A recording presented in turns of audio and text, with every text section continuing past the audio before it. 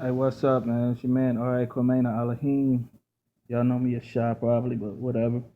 You know, I wanted to just do a quick video about the connections between African spirituality and the black church. I grew up in the church, and as I started studying more and more about African spiritualism, I just started seeing a lot of connections.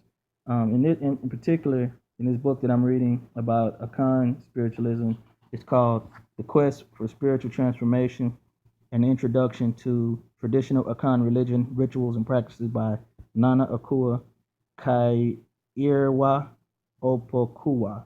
That's Twi, so I probably butchered the pronunciation. I haven't learned Twi yet. Anyway, just wanted to read a few things and then just get on it. So let's start here.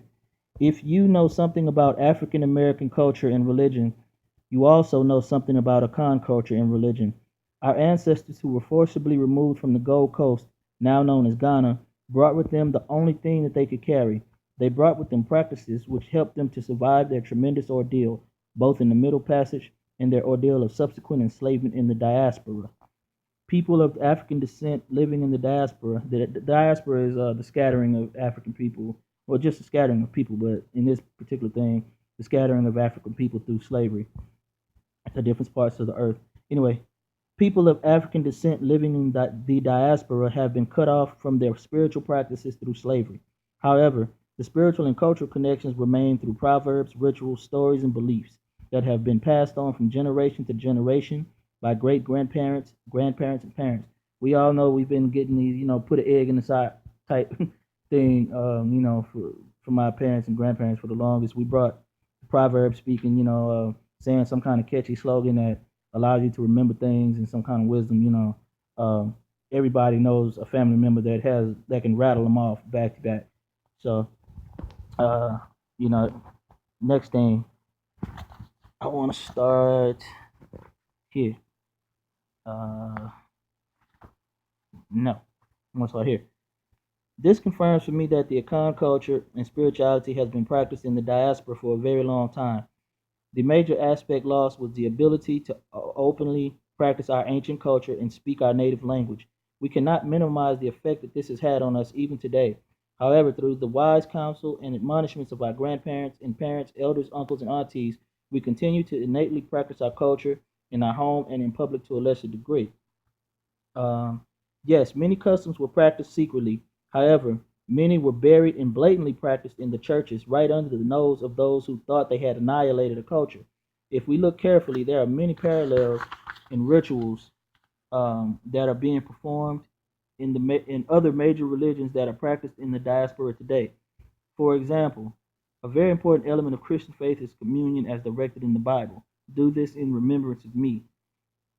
We all know what communion is, so she kind of talked about that. But she compared communion with libation, which is in remembrance of our ancestors. Now, what libation is the pouring of liquids. It could be water, it can be wine.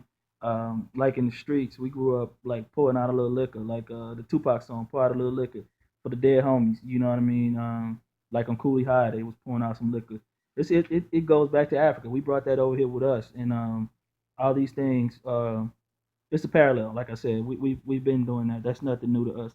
Um, Here go to another great example of parallel beliefs is Okomfo possession. Okomfo is a priest, is an Akan priest or preacher. So we call him like reverend or preacher or what have you in Black Christianity. Um, Basically, they would. I read it. Receiving the Holy Ghost is receiving the Spirit of God and the ministers of God, as could only be ordained by God. All one must do is listen to the speaking in tongues and watch the holy dance to understand that this is not an American, European, Portuguese, or British custom, but a spiritual phenomenon that could only be given by that higher power who we recognize as God. Likewise, look at the Akomfo possession as described in this book. That too is allowing the Spirit of God and the ministers of God for whom we have names to envelop the Okomfo. Subsequently, the spiritually possessed Okomfo performs the holy dance and gives the spiritually possessed Okomfo, excuse me, the spiritually possessed Okomfo performs the holy dance and gives messages, sometimes in a language different from their own. These things are displayed in a way that is not common to American ways or American knowledge. Basically, they're talking about the abosom, which is Twi for the deities or the gods. You know what I mean? In Christianity, we would call them like the angels.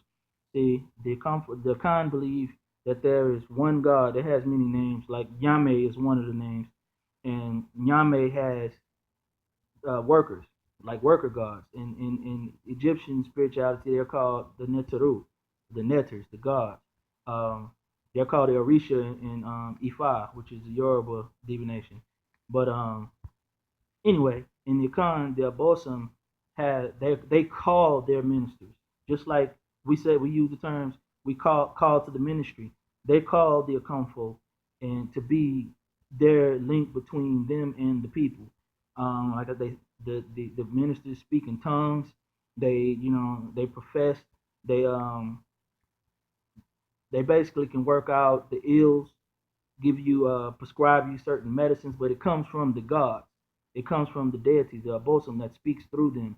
They do a holy dance. They go into this trance where they don't even know what they're doing. And if you actually see it, you can look it up on YouTube. I mean, it's like look up like Vodun, Vodun, or voodoo ceremonies, and you'll see the same thing. You'll see someone looking possessed, and people standing around them holding hands so that they don't bounce around and hurt themselves.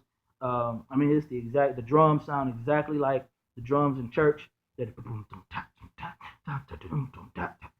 I mean the exact same rhythm. The music, the singers sing and bring out and it raises the spirit. And if you ever went to a church that was not African centered, let me just say, if you went to a church that wasn't a black church back in like the 90s or whatever, it's different today because a lot of these white churches are hiring black musicians and black um, choir leaders to come in and ramp up the excitement. But we've been doing this even in those little matchbox churches with no AC and a wood floor. We brought that from Africa. We could not practice it openly. The only thing we did was change the names. So it just eventually got passed on as this is our practice. We are now Christians and this is how we do it. But we were doing it before we called ourselves Christians. So I basically wanted to make this video to encourage you to really get in touch with your roots. This is not a bash Christianity video. I'm not doing that anymore. What I'm doing is saying if you are a black Christian, if you're a Christian, period, that's fine. If you're a black Christian, especially, don't shun someone who wants to encourage you to go towards your roots because this is where it all comes from. And if you really study the African side of it, you'll see why we do these certain rituals, and it'll make more sense to you logically. It'll make more sense to you spiritually. You're not just copying or regurgitating something you heard. You'll actually understand the reasoning behind it.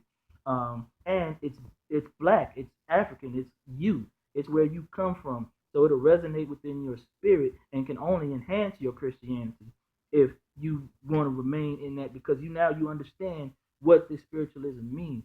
So I wanted to drop this video so that we can quit turning our nose up or making this kind of face when somebody tells you something about African spirituality because in all honesty, you've been practicing African spirituality your whole life. Your grandparents practiced it. Your great grandparents practiced it. They've been practicing it.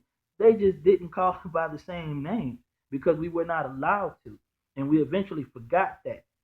So it's very important. If Black Lives really matter, everybody talking about Black Lives Matter, what have you. If Black Lives really matter, then black folks need to start showing that by really researching our blackness.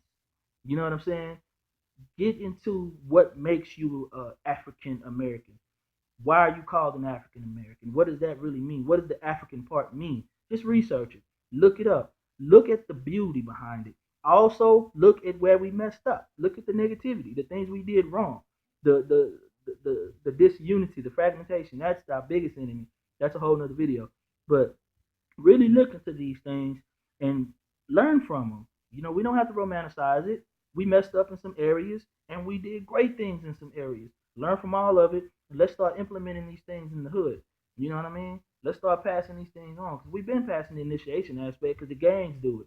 We pass the fragmentation on it because the churches and the gangs do it. The splitting up and so whatever, man. I just really want us to start just taking bits and pieces of what we need in order to really move forward and not just give lip service, not just run our mouth. I'm not gonna keep talking, you know what I mean? I'll hit y'all up with another video later, but just want to touch on the parallels between African spiritualism and the black church. And hopefully you guys can big up on it, do some research and enhance your own study, enhance your own life with that and pass that on throughout your family and throughout your hood, and let's make the hood a community again. Peace.